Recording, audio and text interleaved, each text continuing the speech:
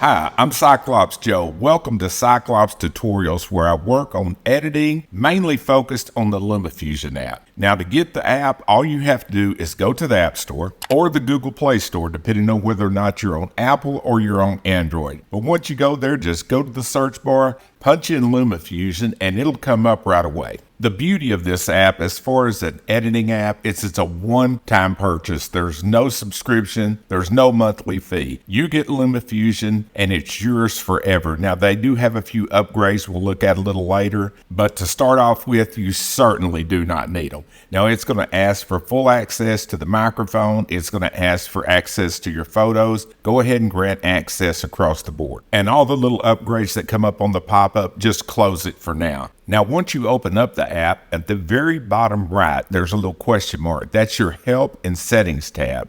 You can push and hold it, and it will display all of the functions that are available through LumaFusion. When you first open the app, take some time and look at all of the stuff that's displayed when you do hold down the Help and Settings. You will discover a lot of stuff, and it's actually very intuitive the way the app is laid out. Now, at the bottom left, the little plus sign, that's what you push to get ready to start your first project. Now, when you get ready to start, there's going to be a pop-up that comes up to create your new project, and it's going to ask you whether or not you want the entire project to be based on the first clip that's used. Now, while you can do that to start off with, my recommendation is don't. Bring up your preferences and your settings. Now, when you go to your settings, you'll see different timelines. These are used so if you add something like a title, you add something like a photo, you can decide exactly how long you want each one of them to be. And don't worry about adjusting that now. As you're editing, you can make any of these things that you insert longer or shorter. All right, now let's click on the Preference tab and take a look there. It will start out with 30 frames per second.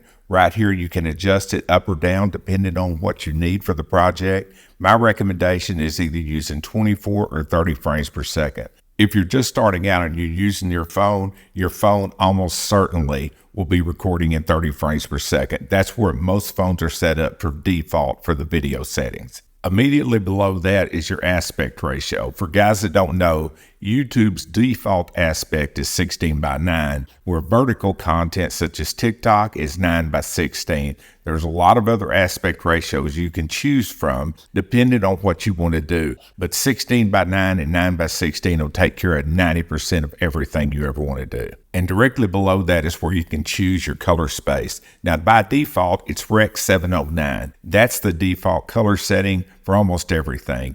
Just down from there is the toggle switch.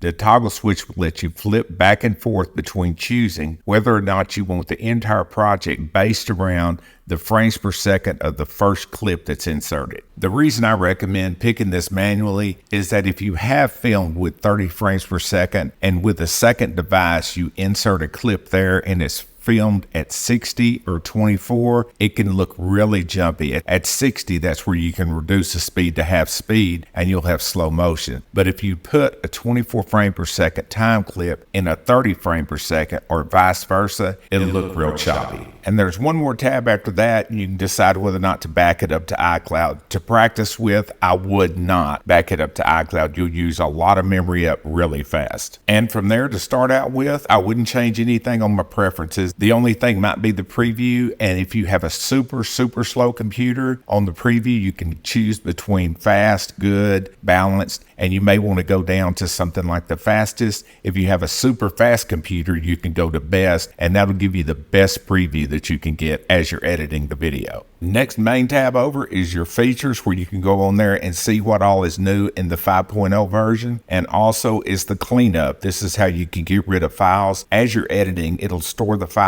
not only in your photos but on the app itself, and that way using the cleanup you can get rid of them. And then there's the help section. When you go to the help section, there's a lot of tutorials to watch and there's a lot of questions to answer. All right, when you click back on the settings, always use fill mode when you can.